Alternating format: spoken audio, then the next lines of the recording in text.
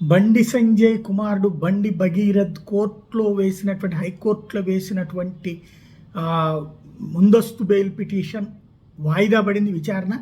తన మీద నమోదైన పోక్సో కేసును కొట్టేయాలని కోర్టు భగీరథ్ హైకోర్టును ఆశ్రయించిన నేపథ్యంలో మధ్యంతర బెయిల్ మీద తీర్పుని శుక్రవారం చెప్తామంది హైకోర్టు. ముందస్తు బెయిల్ మీద వచ్చే వారం విచారిస్తామని చెప్పింది. పిటిషనర్ తరపు న్యాయవాది నిరంజన్ రెడ్డి, పోలీసుల తరపున పిపి నాగేశ్వరరావు వాదన వినిపించారు.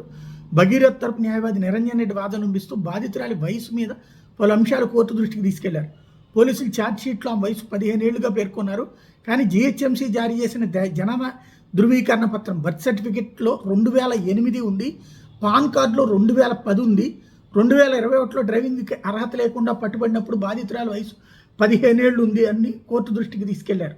2021లో 15 ఏళ్ళు అంటే ఇప్పుడు 26 వచ్చేటప్పటికి 5 ఏళ్ళు, 15 6 అంటే 21 ఏళ్ళు, ఒకటి పోయినా 19 20 వచ్చినట్టు అనమాట. అలాగే 2008 ఉందంటే 8 to 18 10 ఏళ్ళు, 18 to 28 ఇంకా రాలేదు కాబట్టి అప్పుడు 16 అవుతుంది. అదే సందర్భంలో అంటే అదేది బర్త్ సర్టిఫికెట్లో 16 ఏళ్ళు అని ఉంది. 21లో డ్రైవింగ్ అర్హత లేకుండా పట్టుబడినప్పుడు ఇట్లా ఉంది అన్నటువంటి లెక్క చెప్పుకొచ్చారు. పాన్ కార్డులో పుట్టిన తేదీలు ఒక్కోలా ఉన్నాయని, ఇక్కడ ఏంటి ఛార్జ్షీటు పాన్ కార్డులో పుట్టిన తేదీలు ఒక్కోలా ఎందుకున్నాయని హైకోర్టు ప్రశ్నించింది. జనన ధృవపత్రాలు పరిశీలించారు, అంటే బర్త్ సర్టిఫికేట్ పరిశీలించమని ఆదేశించింది.